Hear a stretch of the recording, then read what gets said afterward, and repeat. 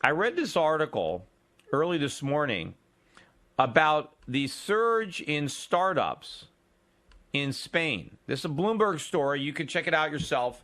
Startups fill void left by Spain's 26% unemployment rate. And the unemployment rate for youngsters is about 50%. So you're having a tremendous increase in the number of people starting their own businesses. Why are they starting their own businesses? Because nobody will hire them. And here's an interesting statistic. It says in this article that I think something like 55% or 53% of Spanish companies have no employees. Zero.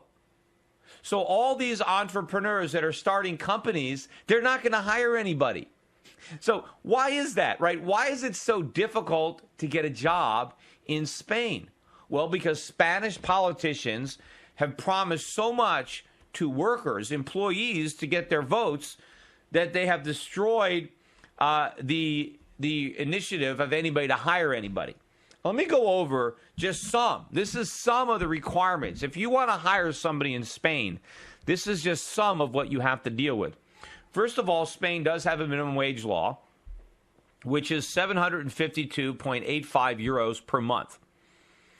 And the most you're allowed to work is 40 hours a week. Overtime is not allowed. Now, let me add to you some of the costs, because there is a payroll tax in Spain. The payroll tax is 31.6% of the first 36,000 euros that you earn, which, $50-something thousand. And the employee pays 6.4%. So we got a 12% payroll tax in America, 15%. They've got a 38% payroll tax in Spain. So if you factor in the payroll tax that has to be paid, the minimum wage goes up. Now, 435 euros is about $582. If you factor in the payroll tax, the real minimum wage in Spain is $7.38. But if you factor in the fact that per capita income is 50% higher in America than it is in Spain, to put it all in relative perspective, the minimum wage in Spain is the equivalent of like $11.50 an hour in the United States. So clearly, the minimum wage is quite high, and so a lot of people are rendered unemployable just based on that minimum wage. But it gets worse. If you hire somebody between mandatory vacation days and national holidays, you have to give each employee 44 days off with pay. So if you want to factor in what the minimum wage is, you probably have to kick in at least another 10% for all the paid holidays, which would bring the minimum wage higher than 12.5 an hour. But 44 days paid vacation. That's what, a month and a half off? Now, if your employee gets sick or is injured, they can take an 18-month sick leave. And during that time, you have to pay them 70% of what you were paying them if they were actually there and working. 70%, they could take 18 months off, and you have to hire them back at the end when they're not sick anymore. So what do you do in the interim? You can't hire somebody, to take the spot, because now you're going to be stuck with the laws on them. So, you have to hire maybe a temporary person. Also, if maternity leave, you get up to 16 weeks maternity leave. Apparently, that's paid for by the government, not the employer. But you still got to, save their job for 16 weeks. And in some cases, if you got twins, if there are complications, it can extend to way beyond 16 weeks. Now, also, it is illegal to discriminate or harass your employees based on their sex, religion, race, disability, ethnicity, age, union membership, or political ideology. And if the labor authority finds that an employer did harass or discriminate, they can be fined by this body. This is not a court. It's a labor, right? Your employee makes an allegation, and there's an administrative finding. You can be fined anywhere between 6,251 euros all the way up to 187,000 euros. That's over 200 grand. So you hire some guy, they make an allegation that you didn't treat them right, and you could end up with a $200,000 fine? Who needs that? Then in addition, if one of your employees who makes this allegation against you, right, and then it's proven or it's not proven, and you have to go and, maybe you're fine, maybe you're not, But if you retaliate in any way, such as you don't promote them when they feel they're due for a promotion, they can drag you back in front of that tribunal and you can get fined again. And if you want to fire one of your workers, you got to give them 15 days notice. If you have a valid reason for firing them, you got to give them 20 days severance pay for every year they've worked. I mean, that adds up to a lot. I think it maxes it out as a year pay. But that's if you have a valid reason. If you don't have a valid reason, you got to pay 45 days severance pay for every day they've worked. And of course, there's another tribunal to determine whether or not your reason is legitimate or not. And by the way, if the person is being eliminated because of a merger or because you sold your company, it's automatically unfair, and you got to pay 45 days severance pay for each year worked. This is onerous. This is just the beginning. There's more. Why, you'd have to have your head examined to hire somebody in Spain, which is exactly why there's no jobs and why everybody has to create their own job, because nobody will create one for you because of the politicians, because they wanted to get the votes of workers. So they made it so punitive to hire somebody. They gave workers so many benefits and so many rights that nobody will hire anybody. And so all these jobs have disappeared. And you want to wonder why there's 25% unemployment in Spain, 50% for young, less skilled people. Now you know. Are you going to hire somebody in Spain if, you might hire them and a month later they get sick and now you have to pay them 70% of their salary for a year and a half while you hire a replacement worker and then deal with that? Are you going to hire somebody if they can then allege that they were discriminated against or harassed, and you can end up with a $200,000 fine? I mean, come on. I mean, do they really expect people to hire people in Spain? And basically, they've really made it almost illegal to hire somebody. I mean, basically what they've done, right? Because, who's going to hire somebody given how risky and how dangerous and how expensive it is? Clearly, the most dangerous, riskiest, stupidest thing you can do in Spain is hire somebody. And so as a result, very few people make that mistake. And now you have all these people who have to start their own businesses and create their own jobs because nobody else will do it for them. And of course, the people who get hurt the most are the people who don't have the initiative and the skills to start their own business. And so they live forever on a very generous welfare system that they have in Spain. Conveniently, they make it hard to work, but then they coddle you if you don't. That's why the whole situation is disintegrating. And we are just following in their footsteps. The only difference is degree. We're doing the same thing. We're just not punishing you quite as much if you hire somebody in America as the Spanish government punishes you if you hire people in Spain. But here's an example of the government trying to make put more punishments or more conditions on employment. Barbara Boxer speaking on the Ed Schultz show about the minimum wage. Here she is, cut number 1. We need to raise the minimum wage. That will make a huge difference out there. People are struggling. The difference between the very wealthy and the working poor has grown. We raise that minimum wage, and we move forward with the vision of this president that we have, which is everyone pays their fair share. We make investments where it matters. We're going to be. What would you move the minimum wage to, It's going to be a great Senator? century for us. Give me a number. What would you move the minimum wage to? About $10. About $10. Now we have heard. I think that would be right. Yes, because she knows what the right wage is. The market doesn't know. Barbara Boxer, in her divine wisdom, has been able to figure out what the appropriate wage should be. Of course, she says that it would make a big difference. It would. A lot of people would be unemployable at $10 an hour who are still employable right now at the current minimum wage, whatever it is, $7.50, or I forget exactly what the current federal minimum wage is. Although it does vary too. A lot of states, like California, where she's from, they have a higher minimum wage. They have a higher minimum wage in Connecticut than the federal minimum. Some cities actually have minimum wage. San Francisco, I think, has a minimum wage even higher than the states. So sometimes you have the local politicians that are adding insult to injury. We talked yesterday extensively about internships.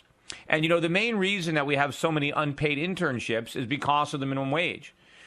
Without the minimum wage, you would find internships that were paid something. Maybe they'd be $2 an hour, $3 an hour. But that's illegal. And up until recently, it was illegal to pay a trainee a low wage. but it wasn't illegal to pay them no wage. So what was happening because of government is people were working for free instead of getting a wage that was considered too low, but they were getting a wage of zero. Well, now the government has eliminated that. Basically, you cannot hire somebody below the minimum wage, nor can they work for you for free, which will even pull more, rungs off the job ladder for more people. So now they will have destroyed. First, they destroyed low-paying internships, and now they're going to destroy no-pay internships. I've got some interesting sound on this topic, though, from Senator Barbara Boxer from years ago. This is, not Boxer. This is Nancy Pelosi. This is from 2008, where she is being questioned about the fact that she has interns working for her that work for free.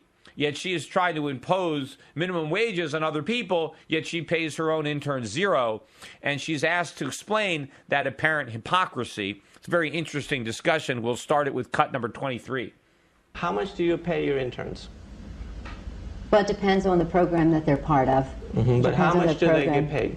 They don't get paid by the hour. They get paid to come in, say, for a summer or something like that. What is their hourly rate? Is it below minimum wage? It isn't an hourly rate. It's a stipend for a period of time that they come in. But calculated. But they do fine now, many of them would come in and be interns as part of their education.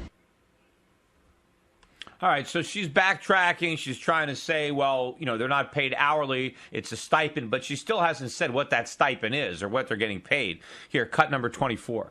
So you paid all of your interns more than minimum wage when they work here? Those who have come here to work for a stipend. Some have come as part of their school program where they get credit for working in an office. And how much you pay them? If they come in, if some of them come in and as they say, it's part of their school, they are not getting paid. They're part of their education is to work with us, and we train them in what we do here in government. Okay, so in other words, these are young kids who don't have a lot of skills, so they work and they don't get paid, but they do work, but in exchange for working, they develop skills. So in other words, people are working. She's getting the value of their labor, but not paying them anything. In exchange, she's helping to educate them with real-time work-related experience. Oh, gee, what's wrong with that? Here, cut number 25. Didn't you say that all services were worth at least $5.15, and here there is a service that's being rendered to you personally, which you are not compensating at all? No, I said to you earlier, unless someone decides that they want to volunteer. And you cannot underestimate the volunteer effort. So if somebody wants to volunteer to work for McDonald's at $4 an hour, is that all right? No, or is that illegal? Is that illegal? You would prosecute that person, right? No, I wouldn't prosecute them, but I don't think people don't go to work for McDonald's for nothing. They go there because they need to make a living. But if somebody wanted to make the decision that they were willing to work for McDonald's at $4 an hour, it was in their best interest, that would be illegal, would it not? No, it's not a question of being illegal. Would it be illegal I don't think that McDonald's would want them there. They would be responsible for them. Well, first of all, I don't know what she's talking about. McDonald's wouldn't want to hire somebody for $4 an hour. She's obviously trying to duck the question. She claims that it's okay for her to pay less than the minimum wage because, after all, the people working there gain something from the experience, and therefore they're gaining something more valuable than money.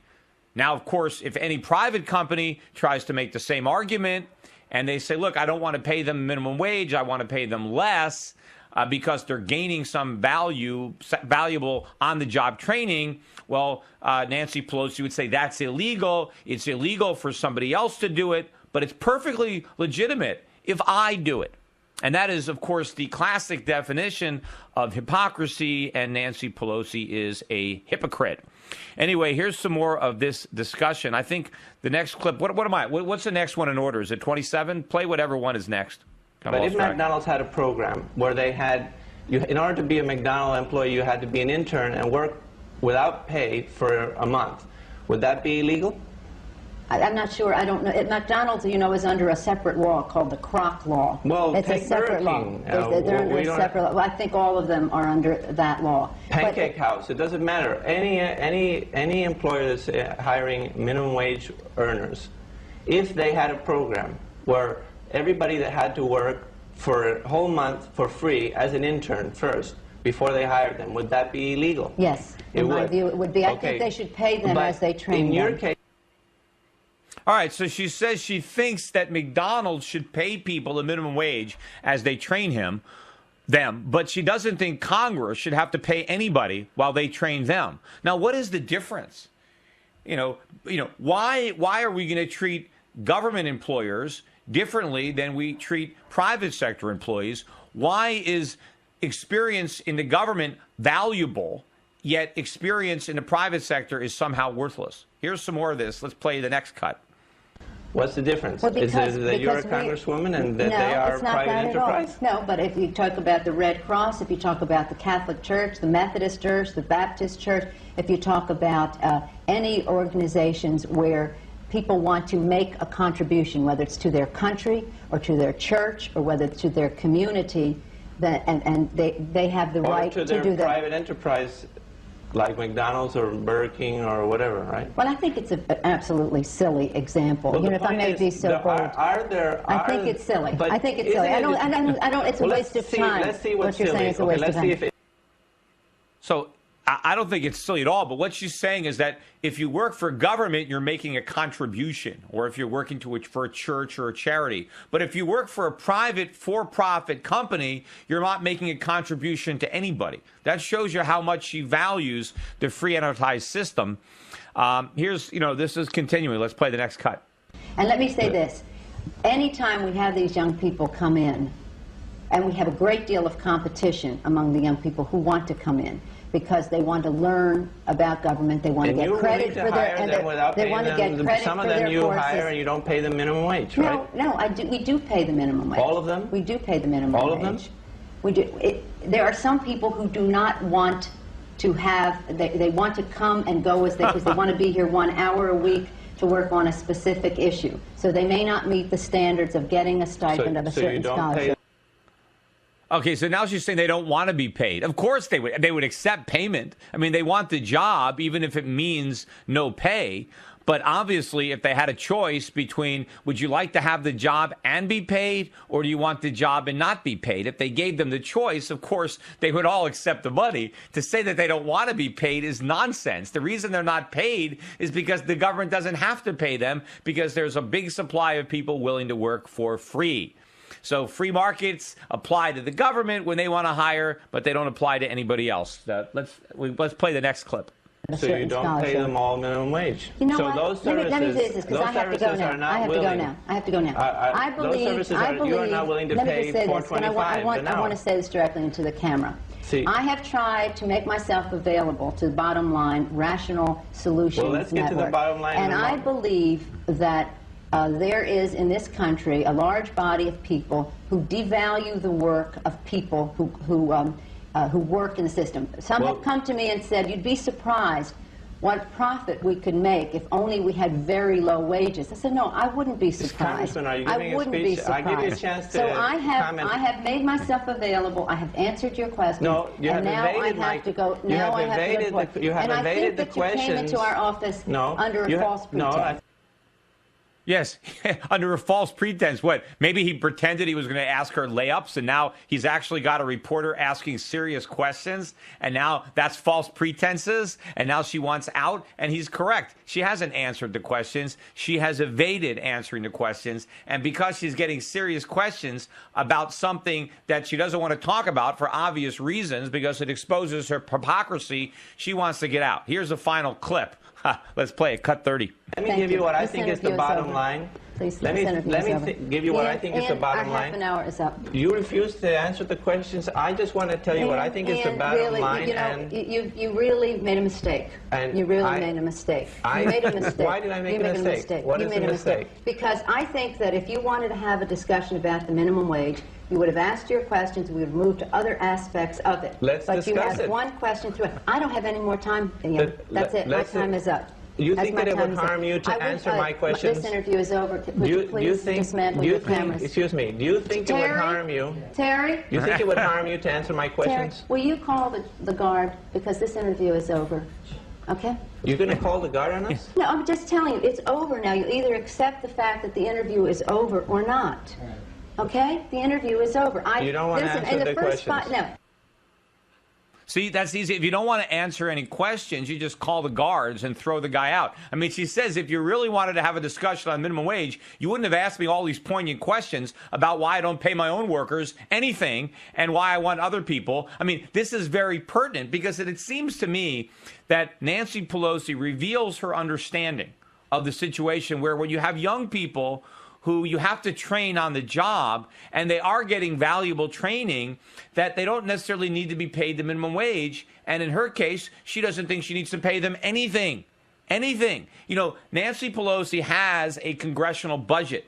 She has the ability to change the budget and maybe take some money away from her higher paid people and pay more of it to these exploited interns that she seems so concerned about. See, she's only concerned about the people who are exploited by other people. She doesn't give a damn about the people that she exploits herself, although she proves that she understands that it's not exploitation.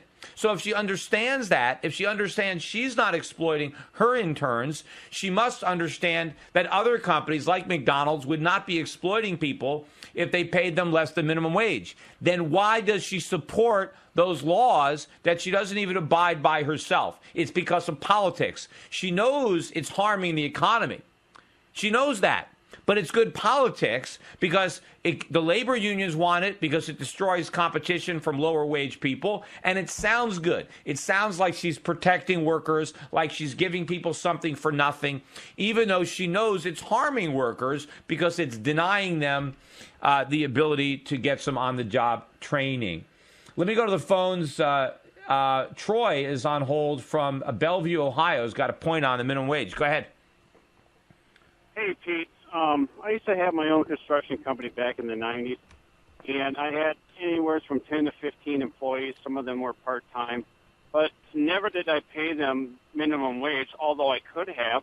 But I had to compete with other contractors who were paying their guys $10, $12 an hour. So I had to pay that because that's what the market wanted. But that's not where I stopped because I had my few core guys who were very productive members. And I knew that if I paid them a little more, they were still making me a profit. So I never needed the government to come in and tell me what I needed to pay my guys. I know what I needed to pay my guys because of what the market expected. And the guys who were making me more money, I had no problem paying them more money. So this whole crap about that we need to raise minimum wage and that's going to help the economy, I don't know where the government gets off thinking that they're the ones who know what's best to decide what we should be paying everybody. Meanwhile, Nancy Pelosi, or was it Nancy Pelosi? I think it was earlier when I played the Barbara Boxer clip. I think it was Barbara Boxer, or if I forget, now I'm mixing them up. But one of these women said that, companies can make huge profits if they just paid even lower workers, as if the key to making bigger profits is squeezing all the blood out of your workers. That's just obviously not true. I mean, if companies could increase their profits just by slashing what they pay their workers, everybody would do that. The fact of the matter is sometimes you increase... Yeah, let me finish my point. Sometimes you increase your profits by paying your workers more, because by incentivizing your workers with higher pay, they'll work harder for you. You'll attract the most talented and the most capable employees. And so a lot of times the way to increase your profits is to pay your productive people more, not less. But Barbara Boxer somehow thinks that every business can simply, cut everybody's wages, and if it wasn't for government, we'd all be working for sub-minimum wage, and all the profits would be gouged out by the evil employers. Yeah, that has always been my theory, and I always ran a very profitable construction business, and I always based what I paid my guys on by how productive they were. And if I had a bunch of productive guys and I had to pay them a little more to keep them on, you know what, it wasn't even necessarily sometimes the bottom line. It was the peace of mind. How about going to bed at night knowing my guys were going to show up for work, and when they went to work, they were going to do a good job, and my customers were going to be satisfied. That's what it comes down to. But yeah, in fact, that's why Henry Ford was paying his workers $5 a day when the prevailing wage was much lower than that. It was because he wanted to retain his key workers. He spent a lot of money and time training them. He didn't want them quitting. He wanted to know that those production workers were going to be on the job every day. And the way he made sure that nobody quit was by paying them more money than they can get working anyplace else. And because he did that, he made tremendous amounts of money for himself, but he did it by paying his workers more than his competitors, not less. And the government didn't mandate that. He did it on his own. We got a break. We'll be back. Hey, one thing, I got to play some sound. Apparently, President Obama is considered a good sport because of how generous he is with other people's money. Yeah, it's easy to be generous with other people's money. We're going to play a clip about President Obama's generosity with taxpayers' money. After this, we'll take some more calls. Stick around. Punchline, a joke when the smoke on the front lines gets your sunshine choked and you just feel like whatever, man, I'll never get better. Forget it, I just need to get it together.